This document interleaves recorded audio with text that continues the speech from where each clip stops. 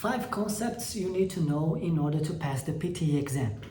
Hi guys, this is Bernardo, a civil engineer who got the permanent residency in just 11 months since I moved to Australia, and I had to do the test 7 times until I get full marks, got my PR, and now I'm free to live here if I want, or go back to my country if I want. I'm really free and enjoy the lifestyle that we all dreamed of. Now I teach people to pass the English test in 5 weeks or less, even if you're not fluent. So if you're interested in this topic, please subscribe to my channel so you don't miss any new content that I'm posting every week. It's such a big statement to say, but I'm proud to have 2 students passing every week in the test using my method.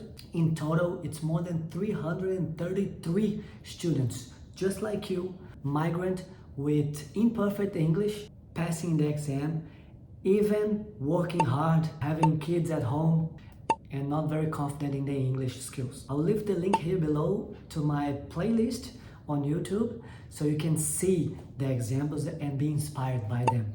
And the very first concept that you need to ingrain in your body is to use English every day. It seems pretty obvious and pretty basic, but trust me, that's the muscle you want to build every day, just like going to the gym. If you stop working out, your muscles shrink. So does your ability to speak English. Tony Robbins has taught me net time, N-E-T, no extra time. 2 minutes or 5 minutes every day while you're working out, while you're cooking, or in commute, going to work, wherever, whenever you can. Listen to something in English, read something, or text your friend. Talk to your international friend in English. It's gonna massively improve your English skills. Concept number 2 is speed and pronunciation. Which one is more important? All the time I receive questions about pronunciation. I'm afraid of my pronunciation. My pronunciation is not perfect. Pronunciation is important, but comes in 3rd place. The top one thing that you have to keep in mind for the speaking part is your speed. How fast you speak is way more important than pronunciation. And I tested with one of my students. She did the test 2 times with different ways. First one, she spoke really slow, prioritizing the pronunciation, speaking more clearly.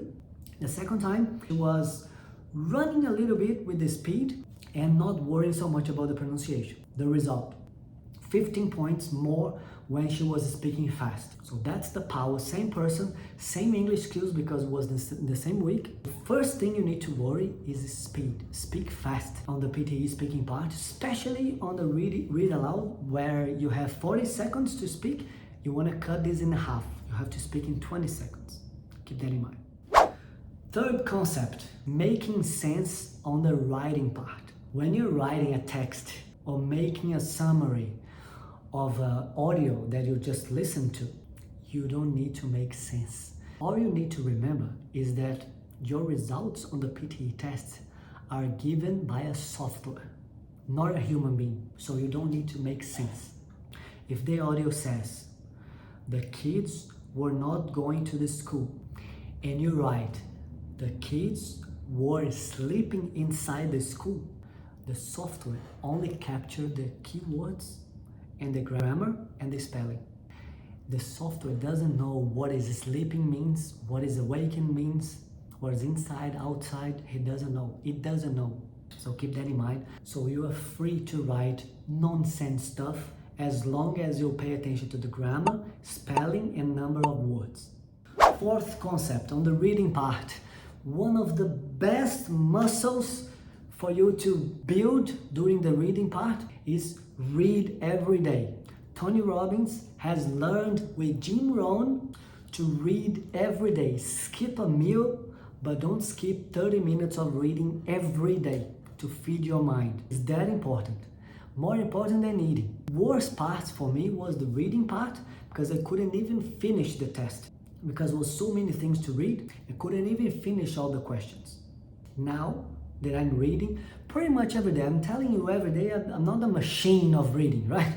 At least 4 times a week. I'm building a muscle to read really fast. Now I got 3 times full marks on the reading part, 90. The maximum is 90, and I got 3 times 90 on the reading part.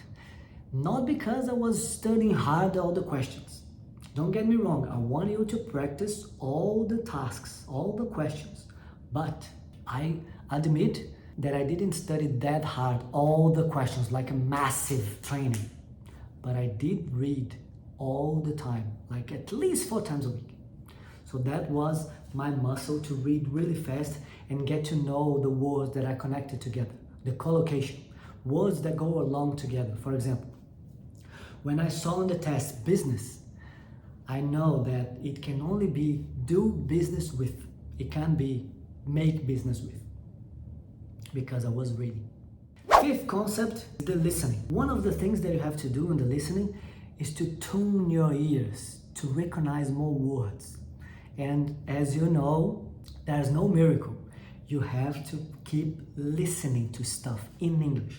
So my recommendation is for you to choose a topic that you love. It can be anything. Don't make the mistake to study topics related to PTE, like academic stuff.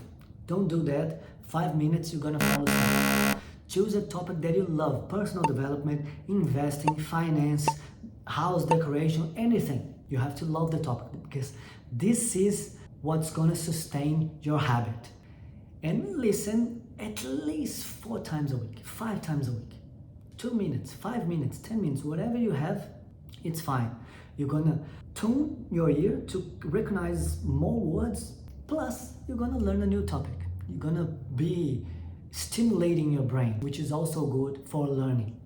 So that was my 5 concepts. I hope you liked it. Don't forget to subscribe to my channel and leave a comment here. I'm curious if you have any more concepts that make you improve your English or improve your score on the PTE test. God bless. I see you in the next video.